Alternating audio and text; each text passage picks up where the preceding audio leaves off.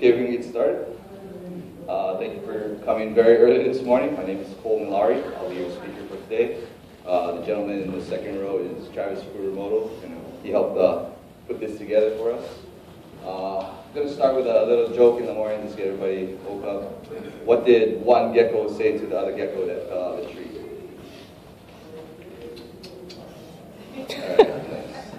Anyway, a little bit of background on myself.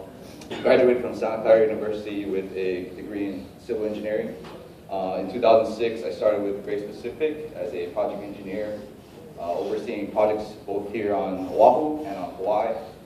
Currently, I'm the manager of our GP Maintenance Solutions division, which does our seal coating and our microguard installations. Today's topic is do-it-yourself versus hiring a contractor. And our goal for today is to summarize for you folks what we feel maintenance people and homeowners can do by themselves as opposed to when they should be hiring a contractor. We'll be going over a few other items, and I'd like to go from here. So first off, we're going to talk about a typical pavement structure. What are asphalts made out of, asphalt pavements made out of, and kind of the theories behind them. Secondly, we're going to be going over the causes of asphalt damage, followed by asphalt pavement repair and maintenance tasks, and finally summarize everything, DIY versus hiring a contractor. So asphalt pavements, what are they? You see them on the roads, you see them in the airports, and you see them in parking lots. But what are the components to an asphalt pavement? Well, basically you have rocks and you got black stuff. That black stuff is called liquid asphalt or asphalt binder. And its job is to just kind of hold everything together. So if anybody's had a Rice Krispie treat, you have your cereal and your marshmallows, and that melted marshmallow just kind of holds everything together. It's kind of the same idea here in liquid asphalt in asphalt pavement. Liquid asphalt is a petroleum product, and it is a naturally occurring material. So the picture on the left is a liquid asphalt lake in Trinidad.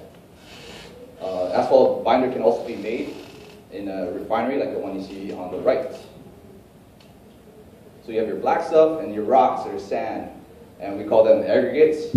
And in an asphalt pavement, as opposed to a Rice Krispie treat where all the cereal is kind of the same size, in an asphalt pavement, the aggregates are going to be different sizes or gradations. The picture on the bottom right kind of shows the different size of aggregates that go into asphalt pavements with a penny for a contrast.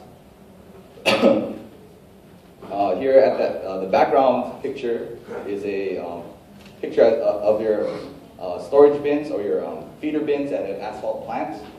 So each of these bins carries a different size aggregate.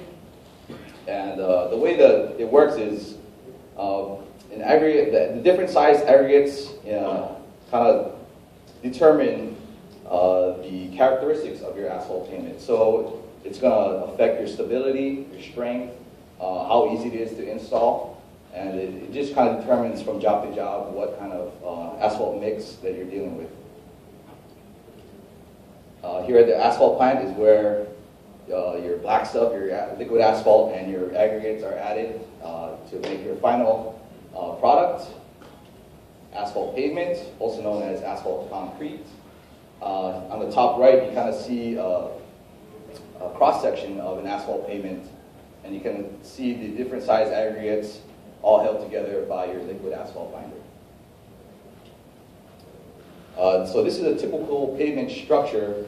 So you have your surface course, which is the asphalt pavement that we just talked about, over a base course, sometimes a sub-base course, all over your existing soil, which is your subgrade.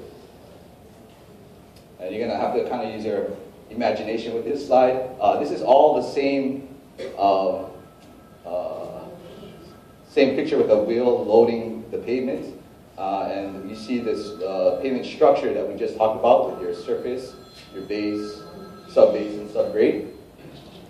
The reason why it's broken up into three sections is just to show the loading on each level of your pavement structure. And asphalt pavements are considered a flexible pavement. And what that means is that the load is distributed throughout the entire section of your pavement structure. So your surface does flex, your base course receives load, your subbase, and all levels of your pavement structure receive a load, as compared to a rigid pavement structure, kind of like a concrete, where your surface would take the brunt of the load, and your bottom layers would not necessarily receive as much load as a flexible pavement structure. Oh, sorry, I forgot to mention that, so at each level needs to perform, each level needs to perform in order for the whole entire pavement structure to operate efficiently and work as it's designed to.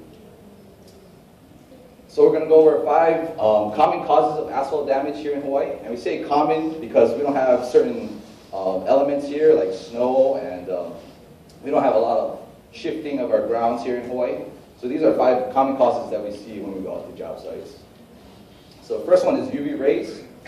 Hawaii has the largest or the highest UV radiation within the country.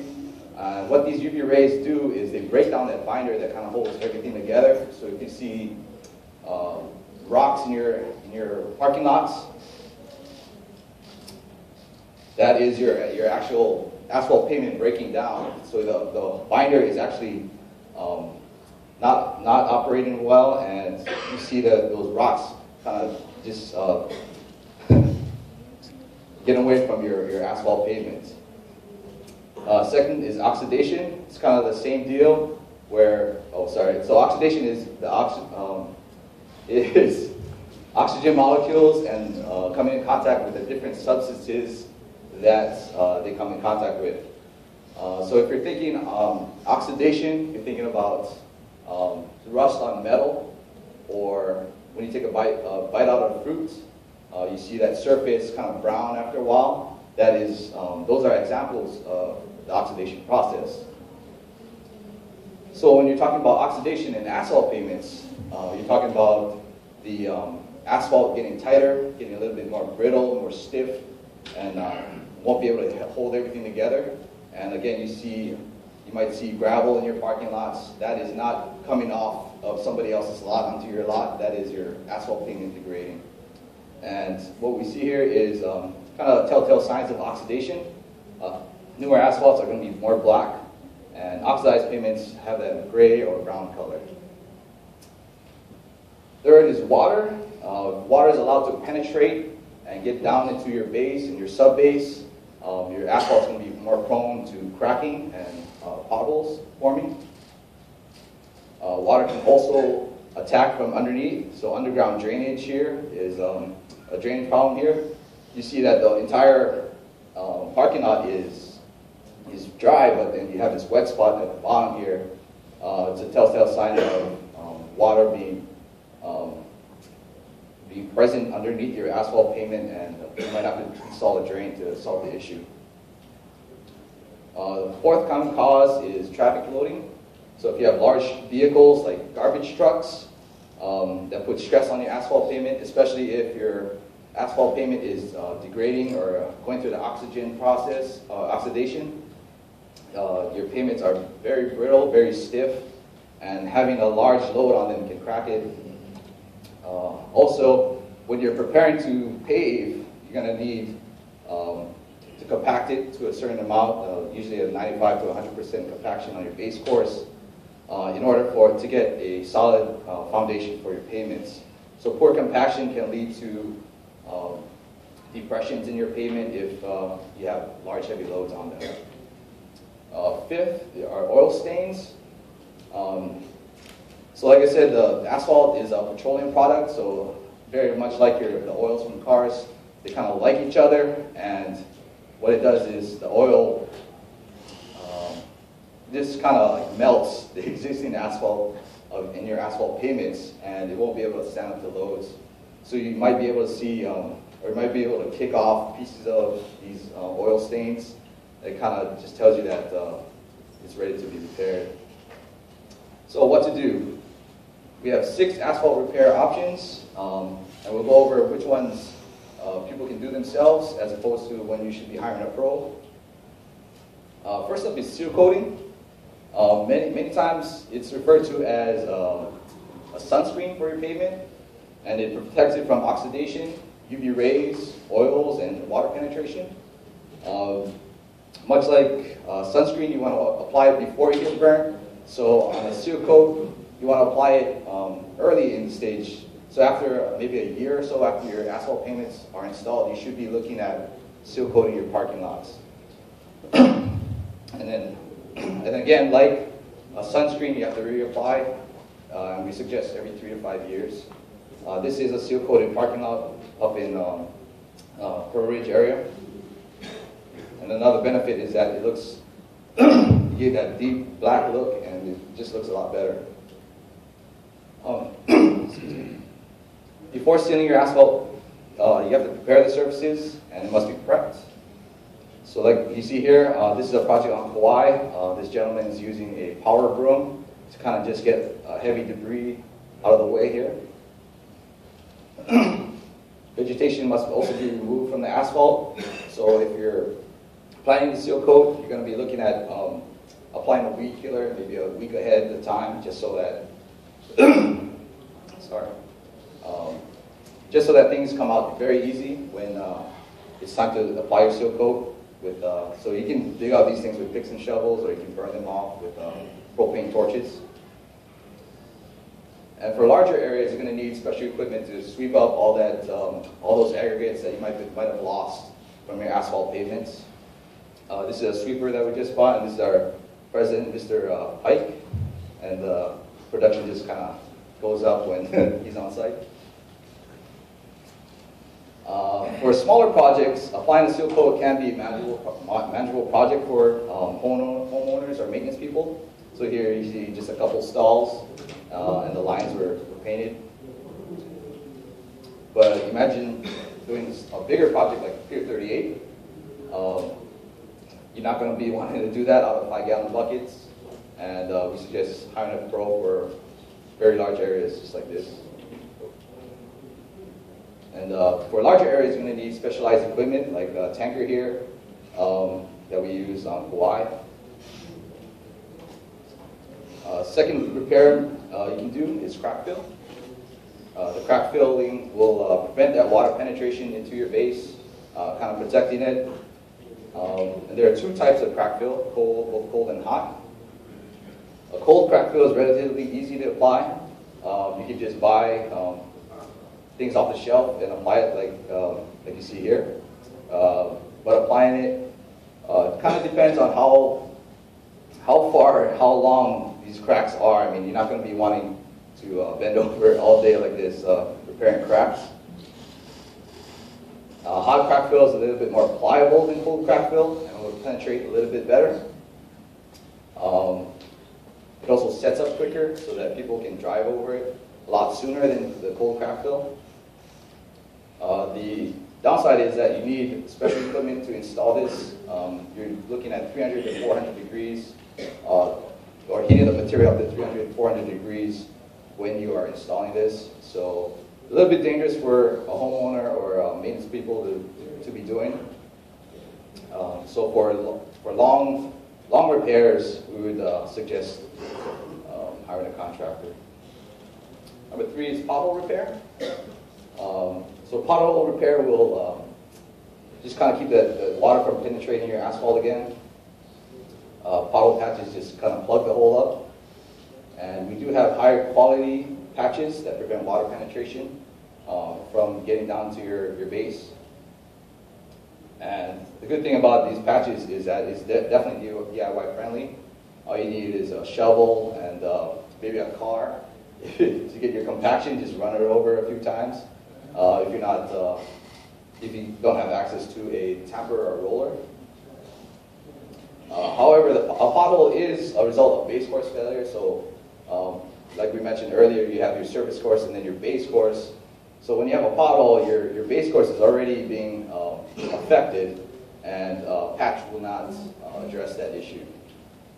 A more permanent solution would be to hire a contractor. This is one of our infrared machines here that just kind of heats up the existing asphalt. We remove the existing or the bad areas. We replace or compact the base, add new asphalt into these patches, and finally recompact. Get your final product.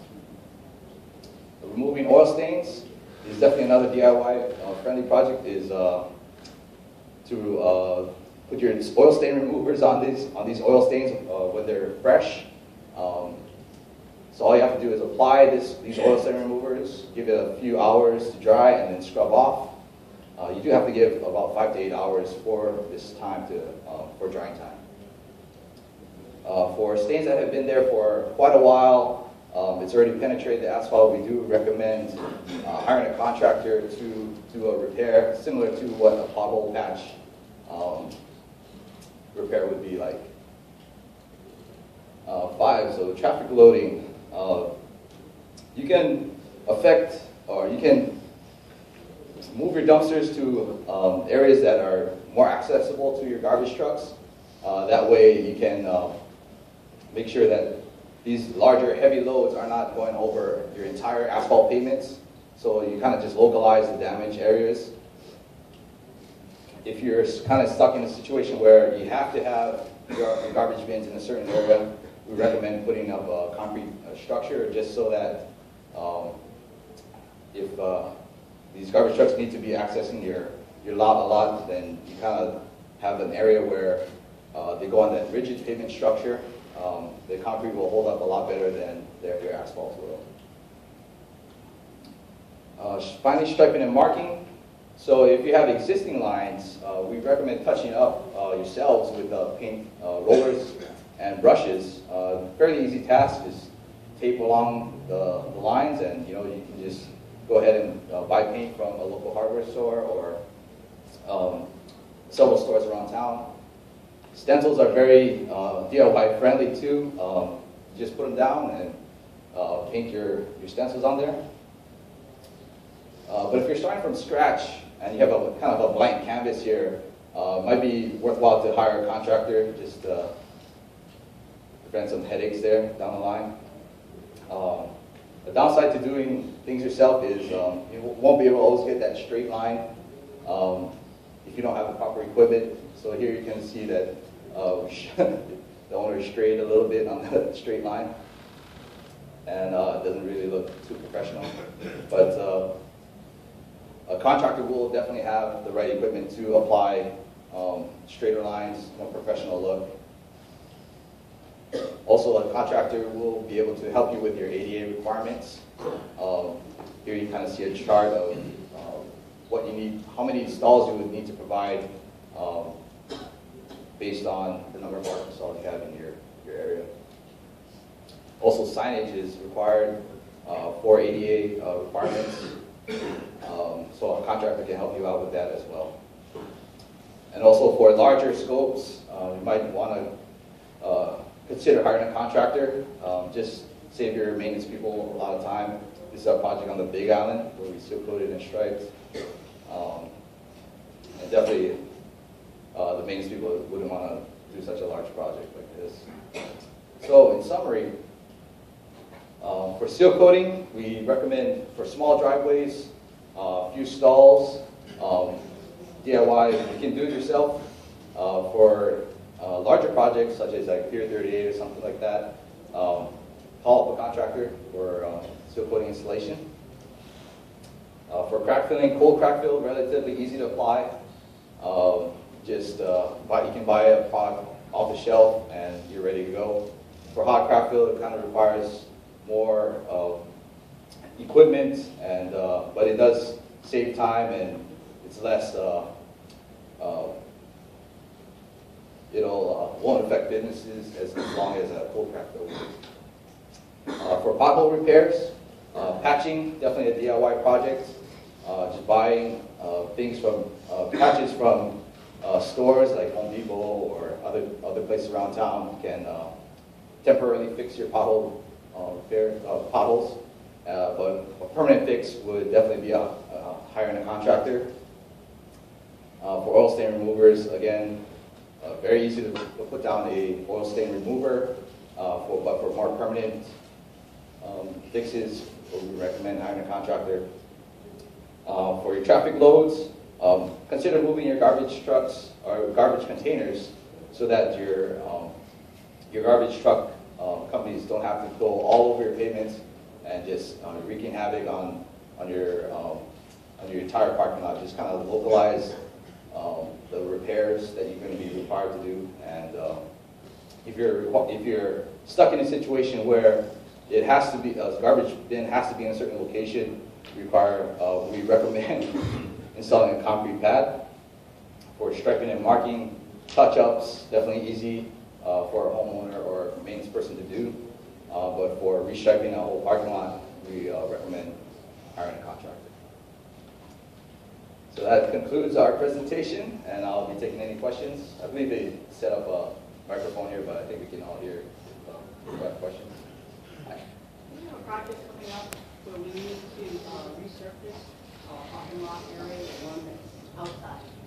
And because we just extended our land lease, we're a co-op, we're tight on money, as many people are. We chose to do just the main driveway area, Okay. not the parking stalls, since the winter here is really Right, yeah. dedicated towards that the main drive. We will consider hiring a contractor because it's, how long is it though? It's quite a lot, then it goes down. Okay. And unfortunately, our trash chute is up there. Oh, I So see. we've got the little dune buggy guy coming up. Right, yeah. That's also a solution, is kind of work with your disposal companies. So those smaller trucks don't apply as much load as those bigger trucks You are. can fit up there anyway. Oh, okay, yeah. Yeah, it's very tight up there. So I was thinking, can it be possible to do just half so that we could use half the parking and we don't have to pay for every car to be parked elsewhere? And then do the other half of the middle strip? Or is that not conducive? Sorry, kind of lost you there. Okay, So, let's say we had a 12-foot wide Okay. middle section. right, Now we have to remove all the cars. yeah. Now we got to pay for parking for all these cars. Oh, I see. For about 3-4 days, right? It takes that long. Depending on what kind of material you use, some materials dry by the end of the day, so you would just have to have people, yeah. Yeah. Okay. But then how long does it take? Because it's like, when did it last? 6 years? About 6 years. Okay. Yeah, I mean, some of the projects we do get in there at 8 and they can park by 5. Is it feasible to just do half the roadway? Yeah. The main one, so that at least one side can park? Yeah, we just did a project like that where, yeah, so it's a little bit tricky, but yeah, we do halves and whatever phasing you guys And then when you require. do the other half, you can seal the middle? Or will it be very obvious? No, so you won't be able to tell the, Yeah. yeah, it'll blend in most of the time, yeah. Yeah. Oh, we're at booth 336.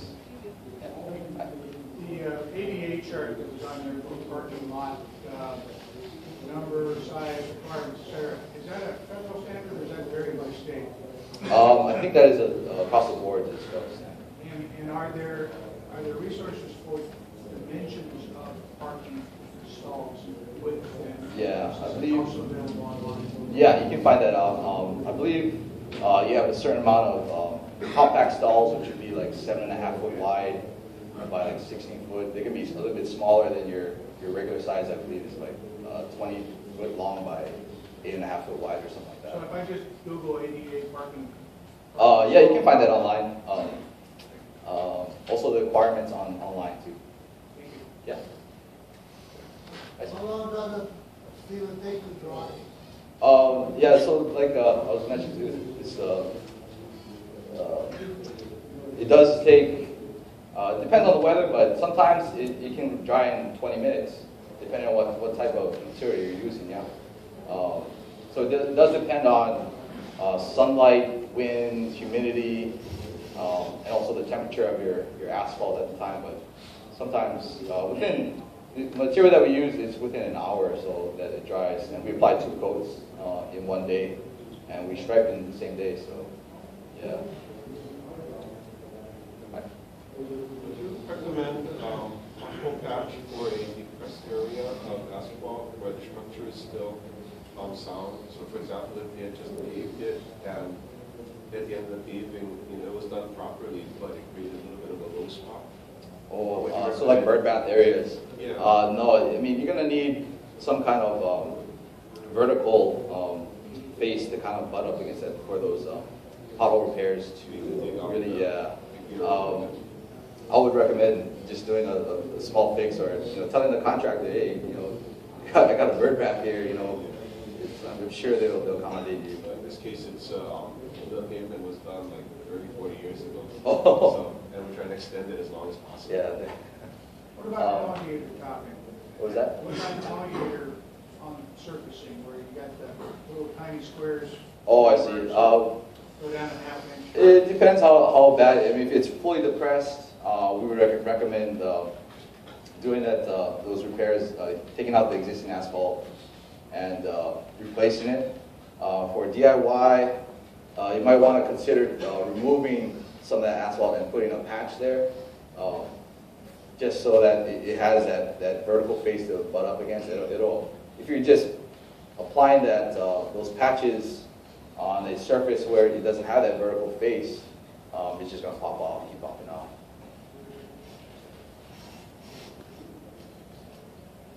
Oh, okay. Hi, Toll. I'm assuming, can you give me an idea in terms of the cost benefits between asphalt and, let's say, concrete? I'm assuming concrete is many, many times more expensive, and there's probably some drawbacks to using concrete also, like maybe a slip hazard or anything like that. Oh, okay. Yeah, concrete, it does hold up better. I mean, against larger loads, it's a rigid pavement. The cost is a little bit more, kind of depending on what size you're looking at too. Asphalt, you can drive on it right away, right after it's compacted with the roller. I mean, it's ready to go. So, just the convenience factor for concrete is kind of what you have to weigh. Sometimes asphalt does get to the price point of concrete, so you might have to kind of check that out. You might have to get a few bids or quotes, proposals on that, just to see where you're at. And concrete will last you a longer time, I think. But if you don't maintain your asphalts regularly, and you just want to kind of set it and forget it, yeah, we would recommend concrete, but not everybody can afford the concrete. Yeah. Do you do concrete also? Because we have a concrete garage. Yeah, yeah, we do. We started doing a concrete seal coating kind of deal. It's fairly new to us, but yeah, we do it now. But yeah, just come check us out at the booth 336. We can set you up.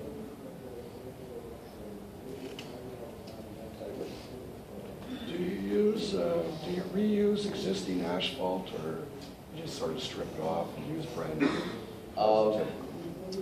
For like a small patch, like a pothole patch, or are you talking about a larger product? So the state does allow contractors to reuse asphalt. It's called recycled asphalt, and they can put it back into their mixes. For pothole patches, we don't recommend reusing the asphalt. So when we're heating up the asphalt, some contractors just put a rejuvenator and recompact, but we do like to remove the old asphalt and put back new for smaller patches like that. Does that answer your question? Somewhat. I guess my concern is just putting another coat of asphalt on top of. Oh, on top. Yeah, so that would be an overlay. Yeah, I mean, overlaying is a good fix, I believe, for certain applications. If you're overlaying over cracks, those cracks are going to translate up, so we recommend crack filling before you do that asphalt overlay. Just the cost of an overlay is a lot more than a seal coat. A seal coat will run you like 50 cents a square foot, and repairing might cost you $5 a square foot. So it's just that price difference that you're looking at really. Seal coating won't solve any drainage issues. So doing that overlay might help with bird baths and stuff like that.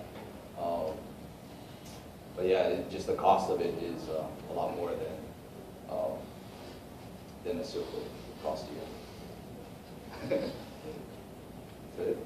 And now that you brought up prices, is there a general range, if you go out for contract bids, that you expect with, For seal coating? or for seal coating or for repair work? Yeah, so like paving, prices kind of vary depending on how big how big the area is, but yeah, we do see around like that $5 range for redoing your asphalt for repairs, and about 50 cents for seal coating. But are you looking for like a total amount? I mean, it depends on the size of your parking lot and what kind of activities you're going to be wanting to do. For myself personally, this would be my first exposure to getting contract bids, so I was just trying to understand what a range is for different types of repair work. Oh, I see. And so you're throwing out two numbers, you have 50 cents for seal coat and $5 for repairs. So Right. I'm just trying to get an understanding of what I can expect when I actually approach contractors. Yeah, if you want to discuss it, come see me after. I'm looking at just naked dirt, no asphalt's ever been there, but it needs to be. What's a price range that I should consider on that? For new asphalt installation? Yeah, complete new You can expect like a $5 to $10 range per square foot. Is that for like a 3-inch or? That's about a 2-inch lift on there. Seal coat the same as slurry? Slurry is a little bit, it uses larger aggregates, and it's kind of a different process that it's applied on. Some slurries, well, a typical slurry does use larger aggregates, like I said, and it's applied with kind of like a screed, so it does get kind of mixed. The aggregates mixed up with like a cementous and asphaltic mix, and it's kind of spread over. Seal coating can be sprayed on usually. That's the kind of size of aggregates that you're looking at. It's like a more sandy material compared to a slurry, which is kind of like a bigger rock, actually. Is slurry then rolled after it's applied to compress it? No, it's usually not. It just kind of sets up by itself. You have to allow it to active set and cure.